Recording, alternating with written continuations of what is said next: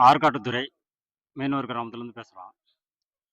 நாங்கள் கிட்டத்தட்ட ஒரு 8 வருஷ காலமாக அந்த கோடியக்கரையில் வெளி மாவட்டத்துக்கு போட்டாச்சு தொழில் பார்க்கறதுனால எங்களோட வாழ்வாதாரம் சுற்றிலும் உள்ள ஒரு 15 கிராமம் பாதிக்கப்படுது இதில்.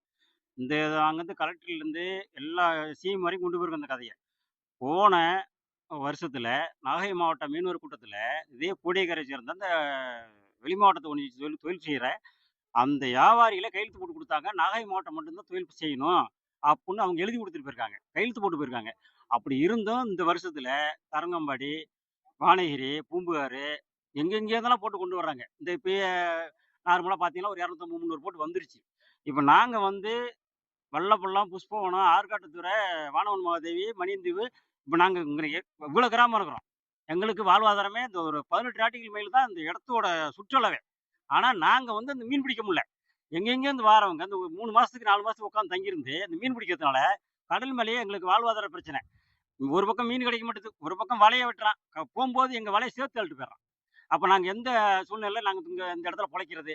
அதெல்லாம் முன்னெடுத்து தான் இத அரசாங்கம் எந்த ஒரு நடவடிக்கை எடுக்காதனால எங்கள கண்டுகொள்ளல. மீன் வரையும் கண்டுகொள்ளதுனால தான் நாங்களா ஒரு முடிவு பண்ணி இன்னைக்கு ஒரு வானகிரிலேருந்து வானகிரி போட்டு கொடியாரில தங்கி தொழில் பார்க்குற போட்டு கொண்டு இந்த ஆற்காடுல ஏற்றி வச்சிருக்கிறோம். நாளைக்கு என்ன பண்றோம்னா, காலைல 10 மணிக்கு கருப்பு கொடியேந்தி கடல்ல இறங்கி போராட்டம். அதையும் அந்த அரசு செவிசாய்க்கலன்னா, மாபெரும் போராட்டத்த கையில எடுக்கிறதா நாங்க அனைத்து கிராமமும் முடிவு செஞ்சிருக்கிறோம். உங்க பேரு? என் பேரு பழனி. வெள்ளப்பள்ளம் மீனவ கிராம முன்னாள் பஞ்சாயத்து பேசுறேன். எஸ் ரவிச்சந்திரன். இந்த கோடியக்கரையில் வெளி மாவட்ட படகுகள் தங்கி தொழில் செய்வதனால் பலவிதமான தொழில் நெருக்கடியும், பிடிச்சிட்டு வர மீனை சரியான முறைக்கு விற்காமையும், நாங்கள் நிறைய தொழில் இப்போ நிறைய இன்னல் பட்டு, நிறைய இந்த தொழில் நசுக்கப்பட்டு, நாங்கள் 10 ரூபா சம்பாதிக்க முடியாமல் கஷ்டப்பட்டு வருகிறோம். இதை முன்னிட்டு கடந்த 8 வருஷ காலமாக முறையிட்டு கோடியக்கரையில் உள்ள கிராம நிர்வாகிகளையும், வியாபாரி சங்கத்தை சேர்ந்தவங்களையும் சேர்ந்து பல முறையா நாங்கள் மனு கொடுத்துருக்கோம்.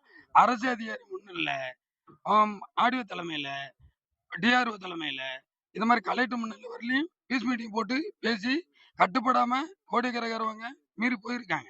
அப்பவும் இந்த அரசு ஒரு சரியான முடிவெடுத்து அந்த வெளி மாவட்ட படகுகளை வச்சு தொழில் செய்யறதுனால எங்களுக்கு பல மாதிரி இன்னர்கள் இருக்குன்னு தெரிஞ்சும் அதுக்கு எந்த ஸ்டெப்பும் எடுக்கிறது இல்லை. போன வருஷம் இதே நாகை மாவட்டம் தலைமை கிராமம் அக்கரைப்பட்ட சார்பில் மாவட்ட கூட்டத்தை அமைச்சு இதுல என்ன முடிவு எடுக்கப்பட்டதுன்னா, உள் மாவட்ட போட்டு மட்டும் தான் தங்கி தொழில் செய்யணும், வெளி மாவட்ட படகு தங்கி தொழில் செய்யக்கூடாதுன்னு அனைத்து மாவட்ட கிராமங்களும் கையெழுத்து போட்டிருக்கோம். அதே கோடியக்கரை மீனவர்களும் அந்த வியாபாரி சங்கத்தை சேர்ந்தவங்களும் கையெழுத்து போட்டிருக்காங்க. அதை மீறி மீண்டும் இந்த வருஷம் வெளி மாவட்ட படகுகளை இத்தனை வருஷமும் 9வது மாசத்துக்கு மேல கொண்டு வர்றவங்க இப்ப 7வது மாசமா தங்கி ஆக்கிரமிப்பு பண்ணி இதுவரையிலும் 200 படகு அங்க இருந்து தொழிலுக்கு செஞ்சுட்டு இருக்காங்க.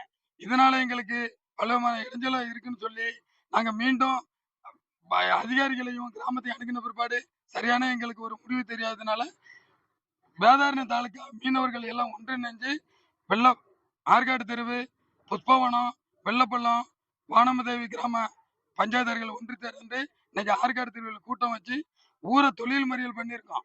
இதுவரையிலும் 4 நாள் தொழில் மறியல் இருக்கோம்.